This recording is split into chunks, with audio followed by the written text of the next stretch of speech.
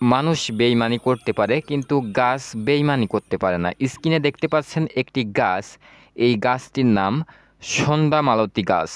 তো এই গাছে কিন্তু খুবই সুন্দর সুন্দর ফুল ফোটে।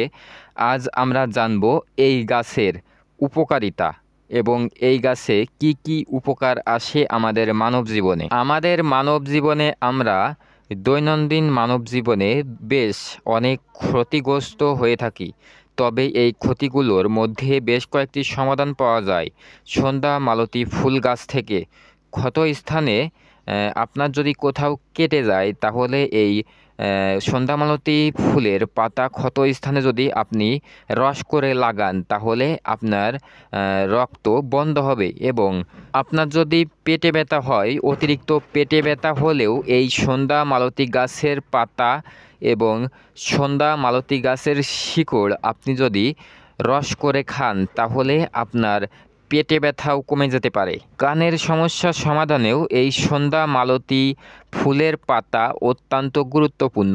আপনার যদি কানে জ্বালা করে তাহলে আপনি এই সন্ধ্যা মালতী ফুলের পাতার রস আপনি যদি ক্ষত স্থানে বা কানে দেন তাহলে আপনার কানের জ্বালাও সেরে যেতে পারে। এবং অতিরিক্ত কাশি হলেও আপনি এই সন্ধ্যা মালতী ফুল বা এই সন্ধ্যা মালতী ফুলের পাতার রস আপনি খেতে পারেন, তাহলে আপনার কাশি চলে যেতে পারে বা সেরে যেতে পারে।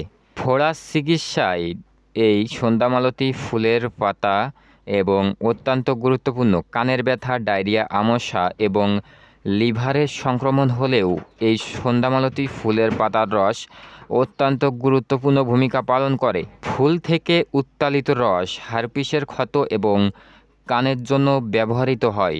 মূল থেকে বের করা রস কানের ব্যথা, ডায়রিয়া, আমশা এবং সিলিফিস এবং লিভারের সংক্রমণের জন্য ব্যবহার করা হয়।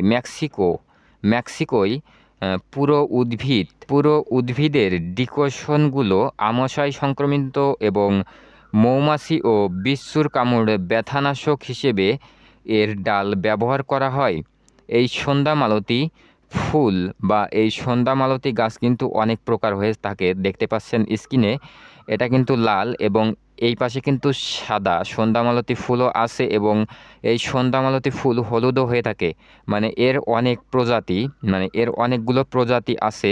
তো আপনি যে কোনো একটি প্রজাতি, মানে পাতাগুলো কিন্তু একরকমই হয় এবং ফুলগুলো কিন্তু 3-4 রকমের আছে এই সন্ধ্যা মালতী ফুল। তো আপনি চাইলে এর ডাল, ফুল, পাতা, কাণ্ড সহ নানা রোগের মহা ঔষধ এটা আপনি ব্যবহার করতে পারেন। আবার দেখা যায় অতিরিক্ত